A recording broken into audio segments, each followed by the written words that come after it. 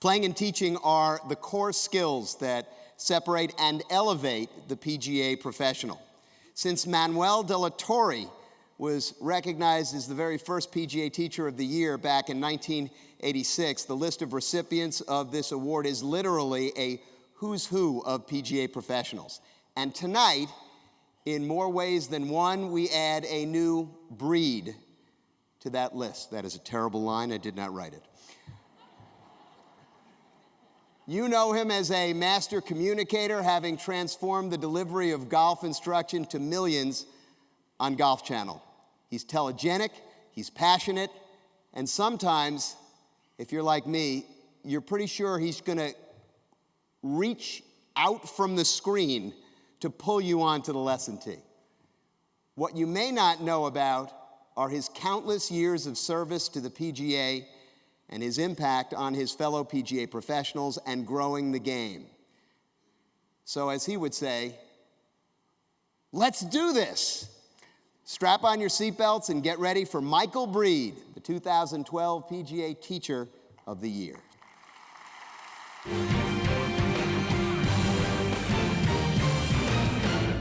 Let's do this! Let's do this! Let's do this! Let's do this! Let's do this! Let's do this! Lucky as me, oh, I got a 4-leaf clover, got an angel over my shoulder. 2012 PGA Teacher of the Year, Michael Breed brings action, energy, and enthusiasm to golf instruction.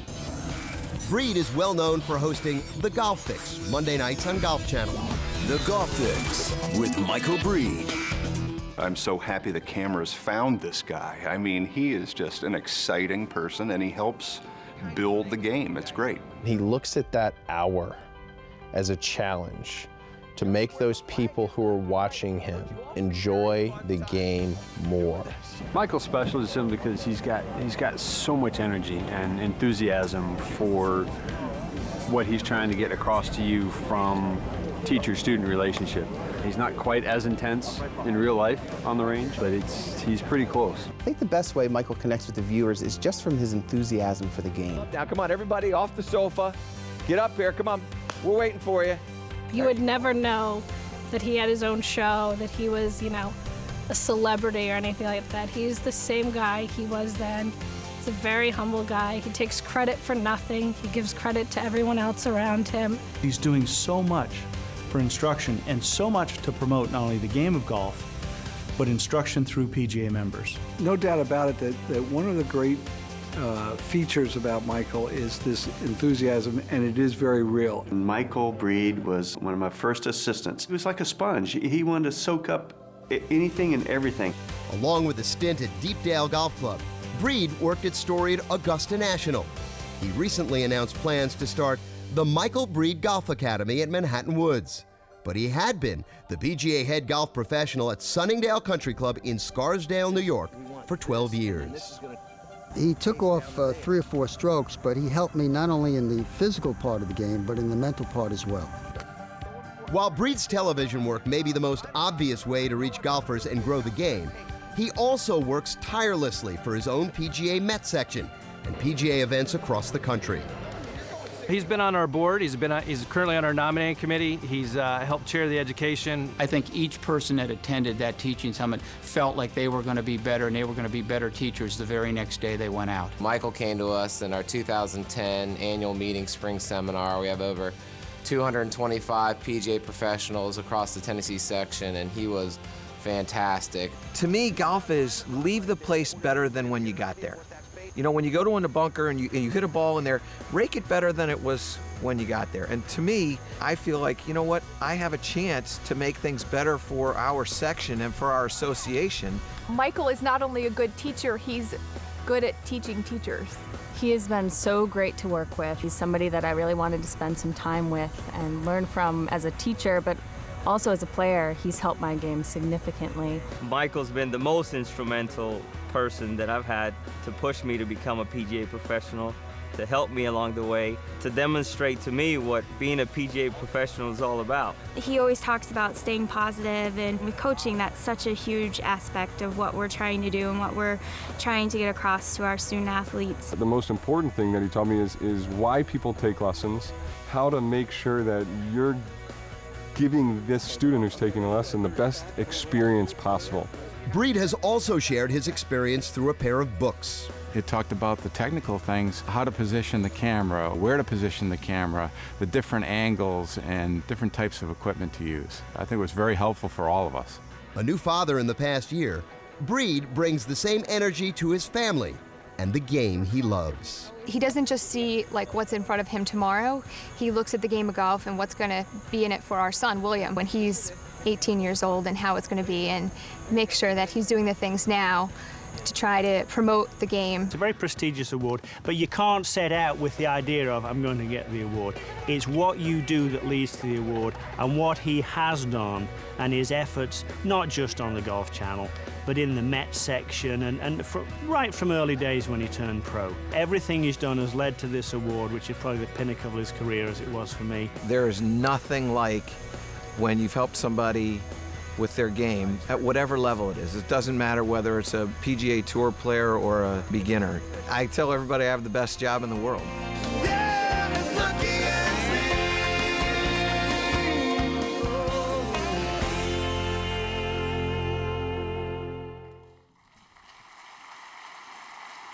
We knew him when. Ladies and gentlemen, 2012 PGA Teacher of the Year, PGA professional Michael Breed.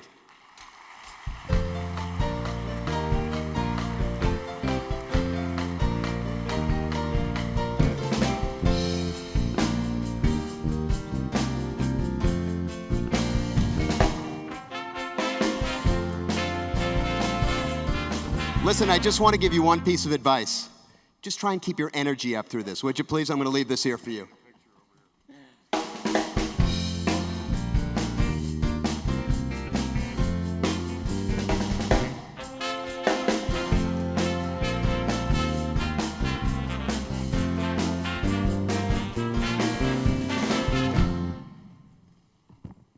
Wow. You know, there's two thoughts that came to my mind coming up here. The first one was, I hope I don't trip. The second one was, man, am I glad the Mayans were wrong. What a night. First, let me thank Mallory Crossland for just being Mallory Crossland, and also Lowell and Bob, the stuff that you all have done, and your whole crew. It's been incredible. I also want to thank the selection committee. This is an incredibly humbling honor, as I know that you all are aware, and it's a bit of a shame to stick me behind a podium because I can't move. I feel like I got a seatbelt on, and that kind of hurts me a little bit, so I'm muscling through that one. I also want to congratulate all the award winners. I know how much this means to everybody, and along with that, all the section award winners. It's you know, we don't get into this for awards. You get into this for reward, and that's the reward of your students, the reward of the people that you get to touch. And so you get up here, and it's amazing. I also want to thank all the people that have won these national awards. And, you know, you think about, and I know everybody's the same that has stood up here tonight, and Mike, I'm sure you're going to feel the same thing. These awards mean so much because of the names that are on that award prior to yours being on there. And it makes that mean so much more.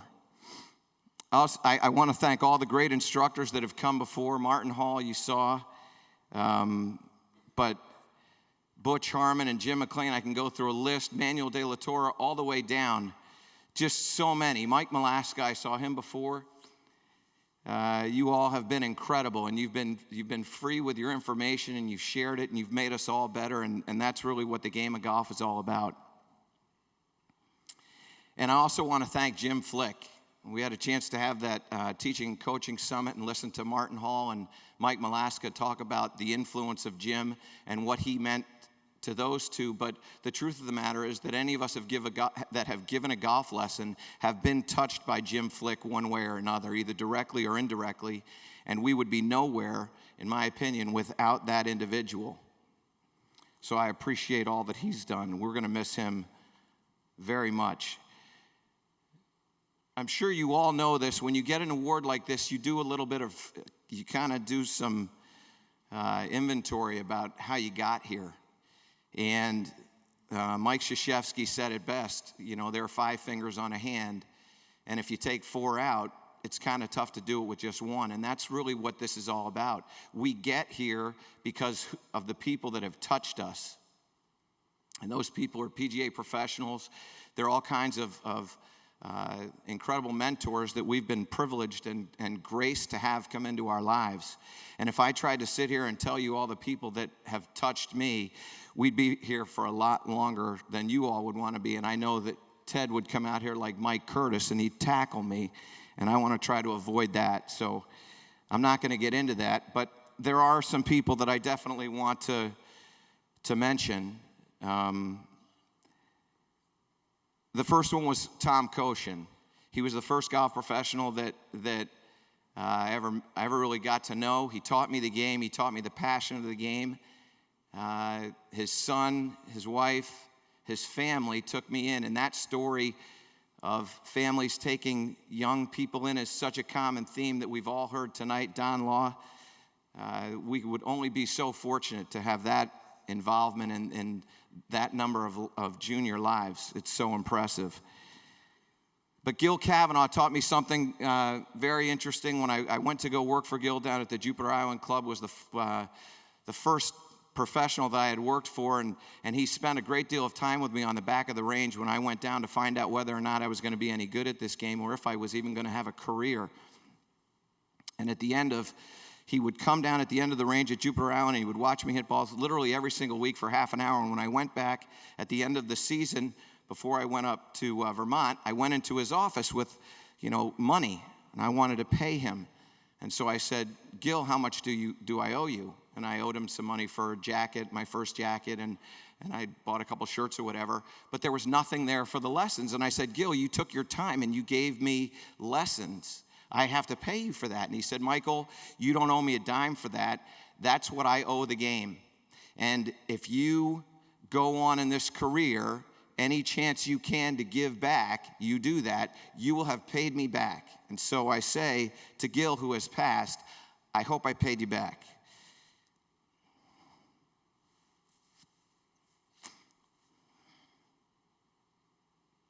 We have to have a deal when this happens that everybody just makes noise, okay? That's what I'm used to. That'll bring me out. Okay, so can we? All right, thank you. Ted, you can get involved as well. Okay, but the other head professionals that I've worked for, Ken McDonald, Sean Garrity, David Spencer, and Bob Klutke, who were incredible influences of mine at Augusta National Golf Club. Darrell Kestner, who honestly, in my opinion, is the best teacher player in the association. But the amazing thing about Darrell is he's a better person than he is at any of that stuff. And as Darrell would say to me, always thank Margie. So thank you, Margie. Sunningdale Country Club and Ray Corcoran, what you've done for me and allowed me to do is beyond words. I can't tell you how grateful I am. I'm also incredibly proud to be starting an academy at Manhattan Woods. That's another dream come true. I'd like to thank all the sponsors of mine, and there are a number: Sky Caddy, EFX, Tryon Z, Golf Pride, who built a putting grip of mine, an instructional putting grip of mine, Steve Doherty, just beyond words, Ontis Apparel, Omega Watches, Peter Millar, FootJoy, and finally Titleist. And I was fortunate enough to be able to MC the Titleist experience this morning, and I can't tell you how proud I am to be a Titleist staff member, but really to be affiliated with all these companies, not just because of what they do for me and allow me to do, but also their involvement in golf and the PGA of America. I want to thank my students. And we all understand that. And I want to tell you a story that touched me deeply, and something I hope that you all take with you. I got a phone call one day from a gentleman by the name of Bob Fouty, who lives out in near Akron, Ohio. And he called me up and he said, Michael, I've got a young son, Blake, and we like the way you teach. We like watching you on TV, and we'd like to take a golf lesson. At the time, I didn't know where they were. And I said, well, that's great. Thank you so much. Where do you guys live? And they said, well, we live out here in Ohio. How do we get there? And I said, well, it's very simple. You go to like Kayak or something like that, and you get a flight, and you fly out to LaGuardia, and then get a rental car. That'll work. And they go, no, we're going to drive. And I said, well, then at that point, I'd just GPS it because I don't have a shot. And the day that they were coming to take a lesson from me, I was taking a shower, and I started to think about these, my day. As we do as teachers, as golf professionals, we think about the day that's coming before us. And so I started to think about these people that were making the trip. And what they did was, Bob worked until 6 o'clock, and he took his son, Blake, and I didn't know at the time, but his younger son, Tyler, and they got in a car, 6:30 at night, and they drove out from Akron. It was about a 7-hour ride, and they got in at, I don't even know what time, say 3 o'clock in the morning, and then they met me at 8 o'clock in the morning, and Tyler, who was 11 at the time, never even slept. And I started to think about what an honor that was that they'd reached out to me. And I started to think, I wonder how many golf professionals they've passed in that 7-hour ride from Ohio to Sunningdale Country Club. And I thought, well, there's maybe 3,000 or 4,000 people. And then I thought to myself, if I took that same 7-hour ride and I went in a circle, how many golf professionals could they have gotten to at that point? And I'm dyslexic and ADD, and I really couldn't carry the one on that, but I knew it was a lot. And so I thought to myself, that's incredible. And so when they got to me, the first thing that I said to them was thank you. And I think that as golf professionals, if we realize that every day we give a golf lesson, we've been chosen, you should say thank you. Because no matter whether they chose you over somebody at your club or course, or they chose you over somebody in the section, or they chose you over somebody in this country, they chose you. And you should be aware of that, and you should be grateful, and you should say thank you. And you should do it every day, because every day you get chosen.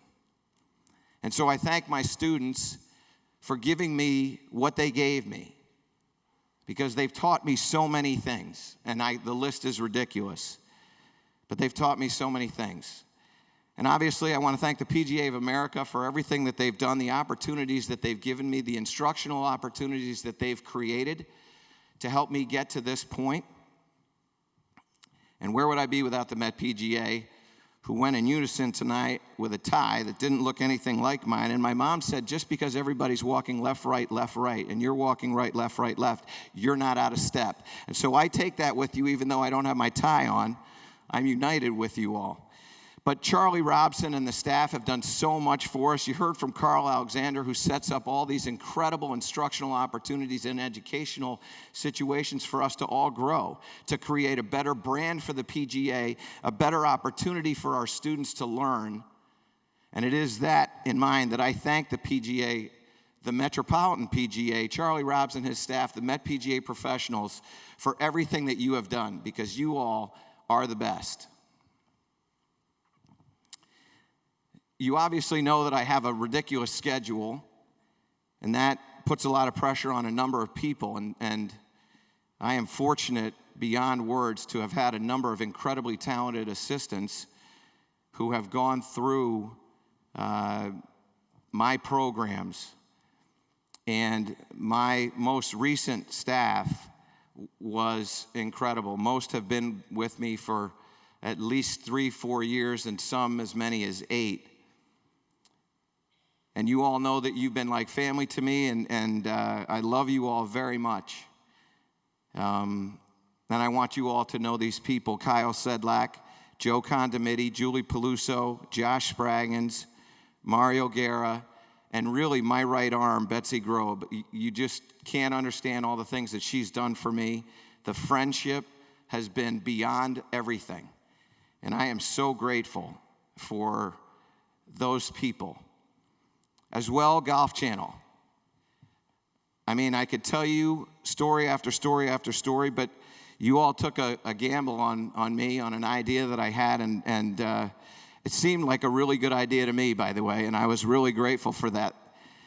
But Mike McCarley and Keith Allo, and I remember sitting down with Keith Allo when they offered me the opportunity for the job, and he said, I want to make you the Jim Cramer of Golf Channel.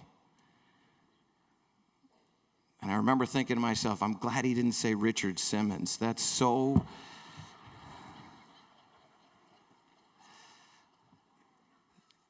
But Kevin Schultz, who started with me the very first time, and even though I messed your name up that first time, my friend, I haven't missed it since. But what Kevin did and what he inspired me to do, I remember sitting in his office and we would say, okay, let's do this. And he goes, you're better. You can do better than that. And I go, well, how about, and no, give me more. Give me something. Give me something. And he continued to dig into my soul, and he made me a better teacher. And Jeremy Garrison is right along that same path. And so many countless others that have been involved with Golf Channel. I cannot thank you enough. And there are two really important people here who were instrumental in this. One, Tom Stathakis, and the other, Tony Tortorisi. And I had the chance to meet Tony when I did my first Golf Academy Live, and he, after the Academy Live and all the things that took place after, which he knows, he called me up after that week, and he said, Michael, have you ever done any on-course commentary? We're thinking you might be pretty good at it. Have you ever done it? Of course, I'd never done any, but I didn't say that because I'm a golf pro, right? We've all done on-course commentary. There just wasn't a microphone and a camera there, but we've done it. And I said, oh, you bet. Yep, love it. And he gave me that opportunity, and I did that, and I've had a fantastic relationship with Golf Channel ever since, and I'm incredibly grateful. I'm also surrounded by a number of wonderful friends. Jay Hill, who's a Titleist member, but he's been he was in my wedding and a very important person to me. Major Dan Rooney, who we all know, what he does on a daily basis to affect lives of people that protect our freedom. He should get every single award that was ever made, my opinion.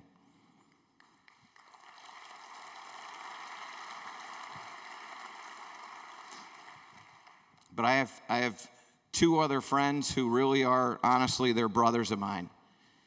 They don't have the same name. They don't look much like me. But they are brothers of mine. One, Tom Henderson, who's a PGA professional in the Metropolitan section, who he has gone through every up and down in my life and has been there to support me.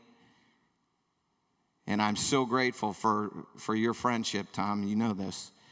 And Ted Kegel, who I met when I first went to Augusta National, who, by the way, just so everybody understands, he's the guy who taught Webb Simpson how to play golf and got him involved in a junior program, and only a short time later built a U.S. Open champion. And I know we're all proud of Webb.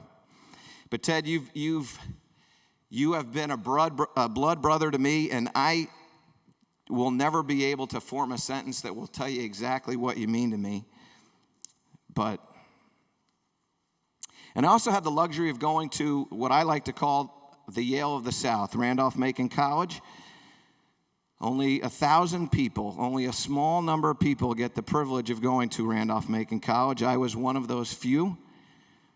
And I was moved by two coaches down there. One was Ted Keller, who passed away not long ago, and he was instrumental as a mentor.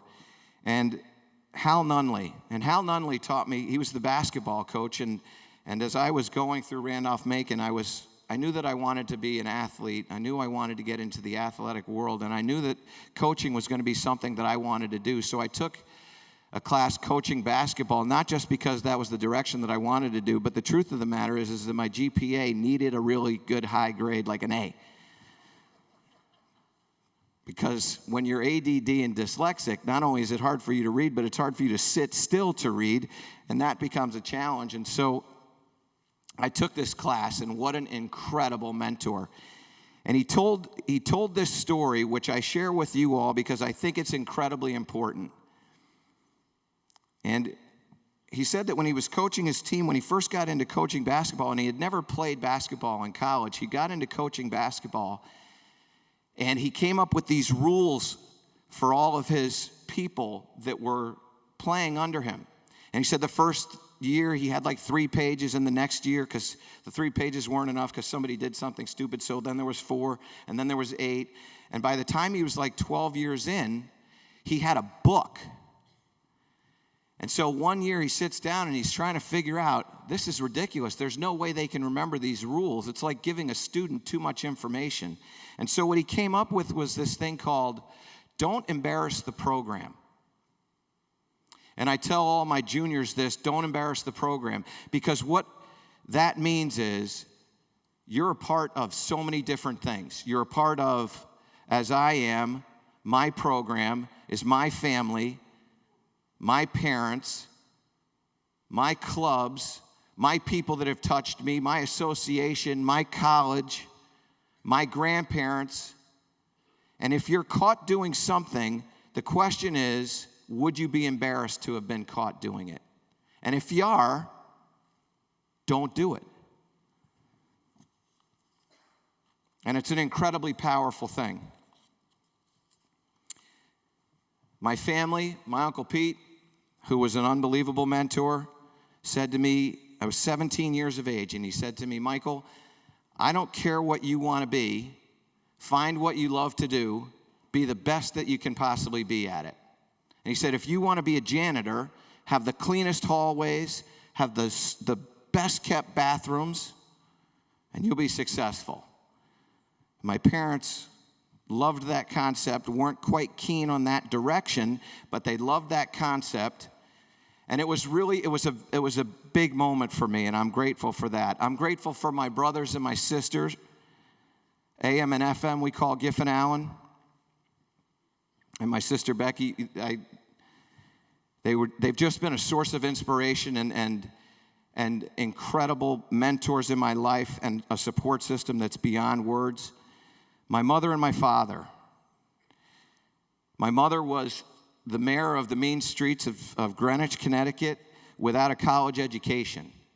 Started a Fresh Air Fund. She was entrepreneurial and is a phenomenal individual. My dad was simply one of the best people that I ever had the pleasure to know. He had honesty, integrity, loved his family, worked hard, never was home later than 6 o'clock, and he taught me one of the most valuable lessons that I've ever had, and I share this with you, and that's this. Concern yourselves more with character than reputation. Character is what you are, and reputation is what others think you are.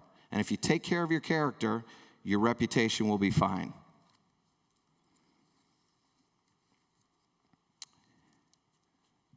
My wife and my son, and my future child to be.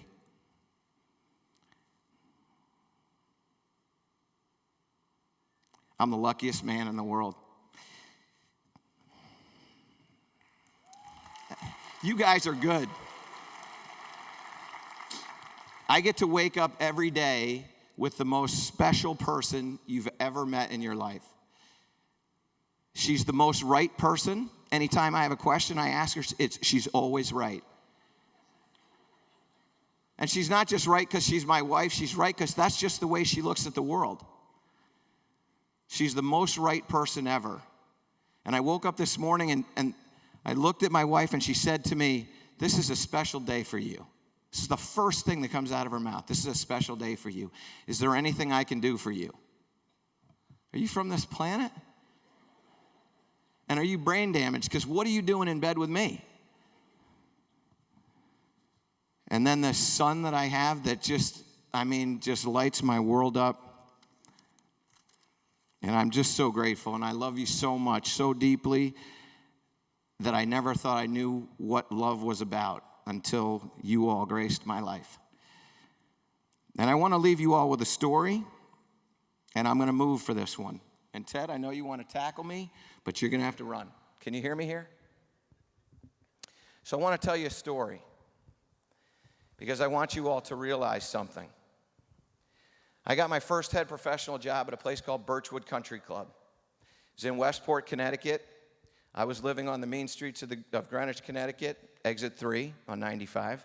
Birchwood's on exit 17 on 95. And I got this job. I was offered the job on my mother's birthday in 1996, January 17th. And I was so excited. I'd realized my dream. I've worked my whole career to get to this point, to be the head golf professional. And I'm the head golf professional, and I am beyond words. And I continued to prepare for this. And I get in my car, and I drive up north on 95. And when I get off the exit at 17, you get off exit 17, and it kind of slings to the right and then goes down a little slope to a light. And I come down to the light, and there's a guy there, and I don't know his name, and I still don't know his name. And he's holding a sign, and it says simply, "I need money." So now I'm confronted with a beggar. And so I do what we all do. I rolled up my window and locked my door. And that was the first time I'd seen him. And then, because we didn't have to open up until March 15th, it had been a little bit of time before I had encountered him again. And sure enough, I come down and he's there again. And now, as I see him and the light's red, I start to pray for the light to turn green. And it doesn't. And I roll up my window and I lock my door. And that goes on for about a week. And then I start thinking about the guy. And I start thinking about him at about exit 16. And as I'm coming off 16 and going over to 17, I'm thinking, I wonder if this guy's going to be there. And so when I make the exit, I go slowly, because what I don't want to do is I don't want to be confronted by this guy. So I go slowly. And as I go slowly, I come around the corner, he's right there, and I'm going to go just slow enough, because I'm going to time that light, and when the thing turns green, I'm going to stuff that accelerator to the floor, and I am going to go Mach 1 around that corner, because I don't want to be confronted by the guy. And this goes on for a while, and then I start thinking about the guy. Literally, when I get in my car, I wonder if the guy's going to be there. And as this starts to happen, I start thinking about him as a person. And I start thinking, how did he get here? How's this guy end up begging for money on the side of I-95? And then I start thinking, now remember this, I'm living my dream. And the truth of the matter is that you're all living a dream. We got to choose the direction that we're going in. And we chose to be golf professionals. And so every day you wake up, you get to live a dream. And so I'm thinking about this guy. And I thought to myself, I wonder what his dream was. And I can tell you that we all had dreams when we were kids. What were the dreams that we wanted to be? Doctor, lawyer, golf professional, teacher, president of a section, whatever it was. We had a dream. And we got to live that dream. I live this dream every day. This is a dream for me right now. When I watched that video, that was a dream. I hardly could believe it. But I know this. On the list of what we'd like to do, like I want to be a boxer, and if I'm not going to be a boxer, I'm going to be a babysitter. Never on that dream, that list, are you going to find, I want to be a beggar. And then it dawned on me that that guy had a choice. He had two choices, or one of two choices. He could ask me for money, or he could take it. We see that every day. People are robbing people, taking people, stealing from people every day. And that guy had the courage to ask me for money. And I gave him some. I gave him $3. Father, Son, Holy Ghost. It was the best feeling that I've ever had. And people ask me, how do I have the attitude that I have? That guy showed me about my dream. And every day, I think about that guy. Don't know if he's still alive. That was a long time ago, 1996. But I think about him every day. And he was my mentor. And he showed me that every day I have a choice. And I choose to be happy because I'm living my dream. And you all are doing the same. And you make a choice every day. And you know what? Choose to have a great attitude. Choose to be grateful. Choose to treat the people in your life the way you want to be treated. Make that choice every day. And you know what? You'll be just as happy as I am. And in closing, I want to say something. I want to thank all of you for what you've given me. What you've done for me is you've given me the ability to pursue my dream. You've given me the opportunity to be a part of a game that has given me so much and given so much to so many. And you've shared your gifts, your time, your wisdom, and your passion so freely. And I am so deeply honored to be your Teacher of the Year and to accept this from the award committee. Thank you so much. God bless all of you. Have a great year. And sorry about that, Michael.